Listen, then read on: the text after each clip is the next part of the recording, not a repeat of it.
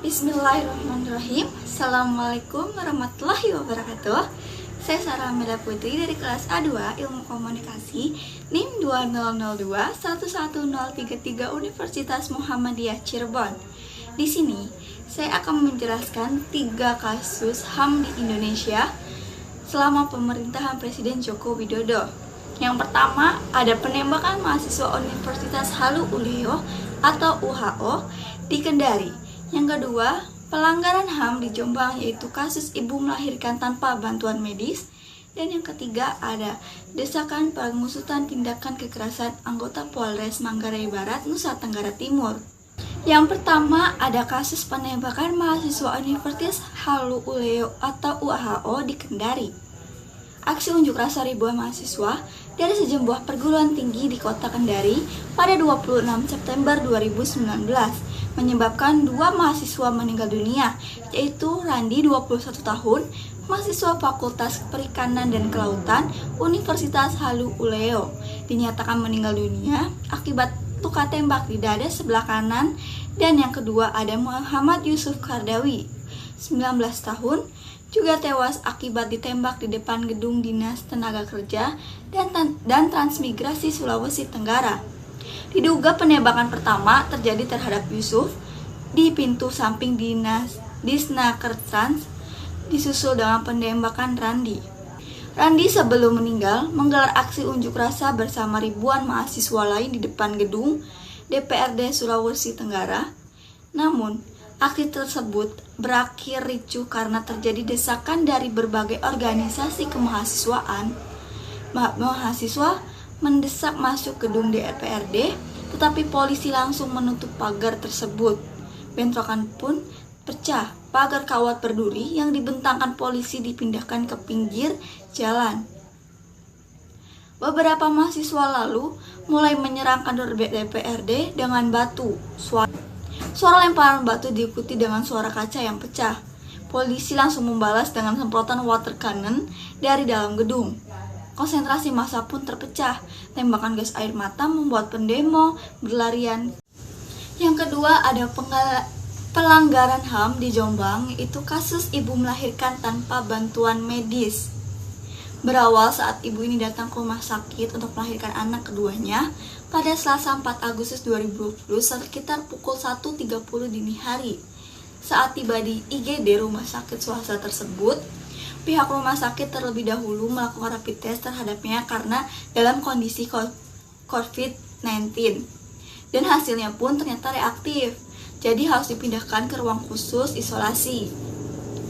Namun saat itu kondisi ibu ini semakin gawat dan kritis karena air ketuban sudah keluar banyak dan kepala bayinya pun sudah keluar sebagian. Ibunya pun panik dan berusaha memanggil petugas medis, namun ibu ini harus menunggu sampai jam 9 pagi karena harus observasi selama 6 jam.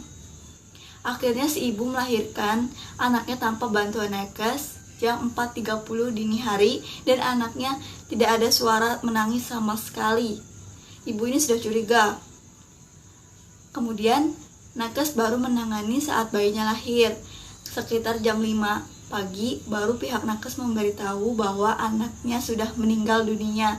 Karena kelalaian tersebut, akhirnya ibu sangat kecewa terhadap rumah sakit tersebut atas pelayanannya yang diberikan terhadapnya. Dan yang ketiga, ada desakan pengusutan tindakan kekerasan anggota Polres Manggarai, Nusa Tenggara Timur. Sekelompok pemuda di Labuan Bajo, Kabupaten Manggarai Barat, Nusa Tenggara Timur, mengaku dianiaya anggota Polres Manggarai Barat pada Sabtu 11 April 2020. Menurut cerita korban, salah satu pemuda dari 8 orang bernama Edo Mense mengaku dipukul anggota Polres Manggarai Barat karena tak mematuhi larangan berkumpul untuk mencegah penyebaran virus corona baru atau COVID-19. Teman-temannya itu tak mendapatkan tempat penginapan di Labuan Bajo. Mereka juga ditolak keluarga yang ada di Labuan Bajo. Kemudian, saat mereka berkumpul, tiba-tiba polisi datang untuk membubarkan mereka, namun polisi malah memaki-maki mereka. Namun menurut cerita Polres Manggarai Barat, Saat petugas tiba di lokasi, 9 pemuda itu mengonsumsi minuman alkohol. Petugas pun menegur mereka, tapi teguran itu tak dihiraukan.